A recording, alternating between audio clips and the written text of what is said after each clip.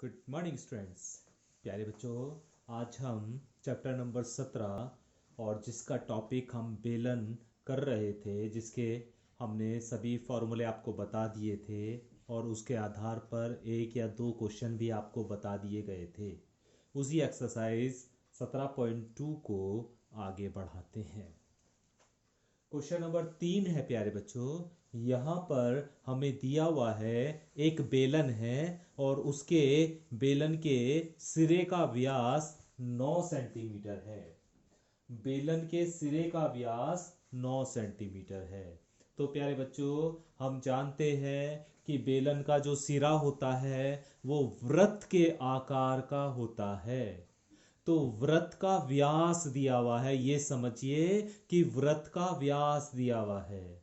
तो सबसे पहले उस सिरे की त्रिज्या निकालेंगे, अर्थात उस वृत्त की त्रिज्या निकालेंगे और वृत्त की त्रिज्या व्यास की आधी होती है। वृत्त की त्रिज्या वृत्त के व्यास की आधी होती है। तो इसलिए उस सिरे की त्रिज्या जिसे हम r से प्रदर्शित करते हैं आ गई आपकी 9/2 सेंटीमीटर। उसके बाद हमें क्वेश्चन में दिया है बेलन का आयतन 1980 घन सेंटीमीटर है। तो बेलन की ऊंचाई ज्ञात कीजिए। बेलन का आयतन हमें दिया हुआ है 1980 घन सेंटीमीटर। प्यारे बच्चों, हम जानते हैं बेलन का आयतन होता है, अच्छा, जो भी आपको बात बता रखी हो या जो भी दिया हुआ हो उसी की सहायता से हम क्वेश्चन को हल करना शुरू करते हैं। जैसे यहाँ पर आपको बेलन का आयतन पता है, तो इसलिए हम बेलन के आयतन को ही ध्यान में रखते हुए उसके फार्मूले को लिखेंगे। तो बेलन के आयतन का फॉर्मूला हमने पढ़ा था, पाई आर स्क्वायर एच होता है और बराबर कितना चल रहा है ये 1980। यहां से हमें h का मान निकालना है, तो h को यहीं रखो और इस पाई आर स्क्वायर को उठा के दूसरी तरफ लेके चले जाओ। तो ये हो जाएगा 1980 बटे पाई आर स्क्वायर। प्यारे बच्चों, पाई का मान रख दो 22/7 और आर का मान आप निकाल चुके हो 9/2। और जब इसका स्क्वायर करोगे तो 9 निम 81 और 2 दूनी 4, तो 81/4 आ जाएगा। 81/4 आ जाएगा। ठीक है, ये 7 और ये 4 उठकर ऊपर चला जाएगा, तो क्या बचेगा 1980 गुणा 7 गुणा 4 बटे नीचे क्या बचेगा 22 गुणा 81। 11 से इसे भाग कर दीजिए, 11 दूनी 22 और 11 ही कम 11 बचे 8 हो गया 88। 11 अट्ठे 88 और 0 का 0, 180 बार कट जाएगा ये 11 से।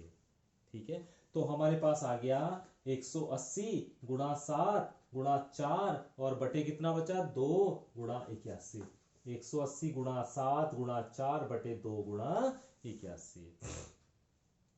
ठीक है, अभी इसे 9 से हम कैंसिल कर सकते हैं। देखो 9 निम 81 और 9 से हम इसे कैंसिल, सबसे पहले इसे 2 से कैंसिल कर लीजिए। इसे 2 से करेंगे जब 180 को तो 90 आ जाएगा।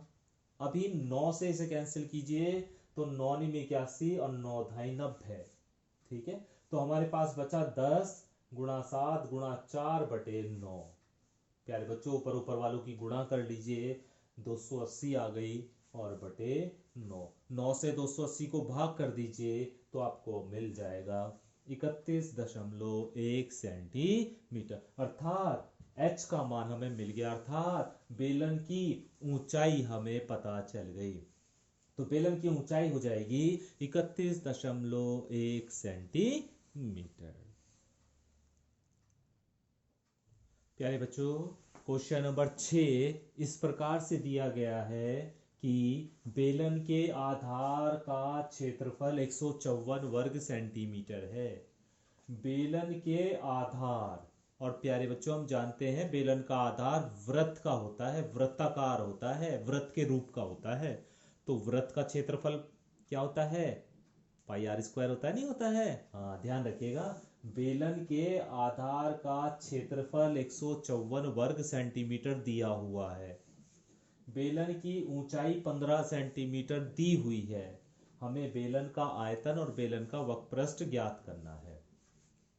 ठीक है, तो जैसे कि मैंने आपको बताया बेलन के आधार का क्षेत्रफल, और बेलन का आधार वृत्त के आकार का होता है और वृत्त का जो क्षेत्रफल होता है वो पाई आर स्क्वायर होता है।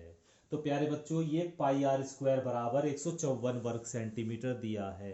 क्षेत्रफल जो है वो 154 दिया हुआ है, इसका मतलब पाई आर स्क्वायर का मान 154 वर्ग सेंटीमीटर दिया हुआ है। इसी तरह ऊंचाई अर्थात h का मान आपको 15 सेंटीमीटर दिया हुआ है।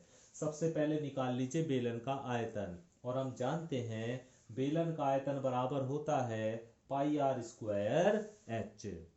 ठीक है, पाई आर स्क्वायर का मान 154 है, h का मान 15 है, तो ये हो गया 154 गुणा 15।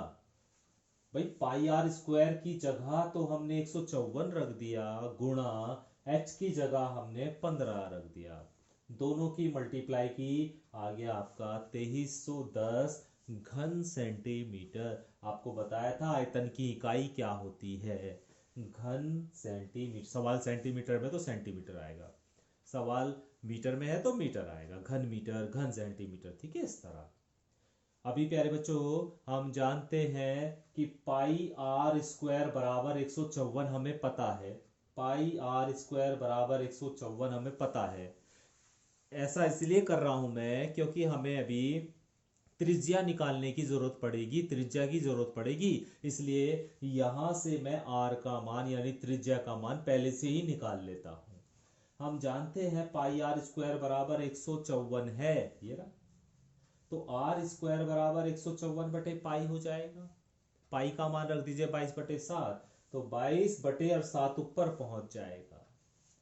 22 से 154 7 बार कैंसिल हो जाएगा, तो आर स्क्वायर बराबर आ जाएगा 7 गुणा 7, तो आर बराबर आ जाएगा केवल कितना, 7 सेंटीमीटर।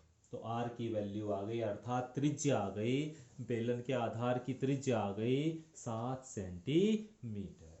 अभी हमें निकालना है बेलन का वक्रपृष्ठ, और हम जानते हैं प्यारे बच्चों बेलन के वक्रपृष्ठ का फॉर्मूला होता है 2 पाई आर एच। 2 पाई की जगह 22/7, आर की जगह 7 और एच की जगह 15 वैल्यू रख दी है। इस 7 से ये 7 कैंसिल हो जाएगा, और जो ये बचेंगे इनकी सबकी आपस में गुणा कर लेंगे, तो गुणा करने पर आ जाएगा 660 वर्ग सेंटीमीटर, क्योंकि वक्रपृष्ठ की इकाई होती है वर्ग, है ना। क्वेश्चन सेंटीमीटर में तो सेंटीमीटर, मीटर में है तो मीटर। तो इस तरह प्यारे बच्चों ये क्वेश्चन नंबर 6 हल हो जाता है।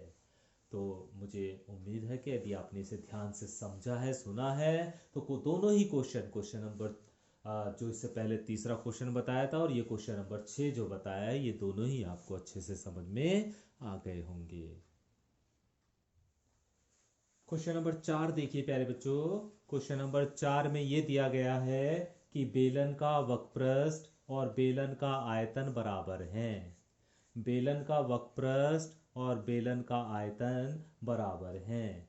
तो हम जानते हैं प्यारे बच्चों कि बेलन का वक्रपृष्ठ होता है 2 पाई आर एच और बेलन का आयतन होता है पाई आर स्क्वायर एच। तो हमसे आर का मान निकालने को कहा है, तो देखो पाई और एच से तो पाई और एच कैंसिल हो गया, तो इधर बचा 2r और इधर आर स्क्वायर बचा। आर स्क्वायर है और यहाँ पर एक आर है, तो एक आर कैंसिल हो गया एक आर से, तो यहाँ पर एक आर बचा और यहाँ पर 2 बचा, तो आर बराबर आ गया 2 सेंटीमीटर। यही आपसे ज्ञात करवा रहा था कि त्रिज्या कितनी होगी। ठीक है, तो ये आसान सा सवाल था। अच्छा प्यारे बच्चों, इसमें से मैं बीच बीच में से आपको क्वेश्चन करा रहा हूँ क्योंकि सभी क्वेश्चन बेलन पर आधारित नहीं है, खोखले बेलन पर भी आधारित है, जिसके बारे में अभी मैंने आपको नहीं बताया है। ठीक है, तो इसलिए बीच बीच के क्वेश्चन जो नहीं करा रहा हूँ मैं, जब खोखला बेलन आपको बता दूंगा उसके बाद वो क्वेश्चन आपको कराए जाएंगे। क्वेश्चन नंबर 22वां देखिए, क्वेश्चन नंबर 22 में कहा है बेलन का वक्रपृष्ठ 1000 वर्ग सेंटीमीटर है, आधार का व्यास 20 सेंटीमीटर है, आधार की त्रिज्या कितनी हो गई, व्यास की आधी होती है तो व्यास की आधी कर दो, तो 10 सेंटीमीटर हो गई है। ठीक है, अभी हमें बेलन का वक्रपृष्ठ दिया, हमें 2 चीज ज्ञात करनी है, एक तो ऊंचाई ज्ञात करनी है और एक बेलन का आयतन ज्ञात करना है इनकी सहायता से। ठीक है, हम जानते हैं प्यारे बच्चों बेलन का वक्रपृष्ठ 1000 वर्ग सेंटीमीटर दिया हुआ है आपको, और बेलन का वक्रपृष्ठ होता क्या है 2πr/h। इसकी जगह ये फॉर्मूला रख दिया और बराबर कितना है ये 1000। तो यहां से h का मान निकालेंगे, तो h का मान निकालने के लिए 1000/2πr हो जाएगा।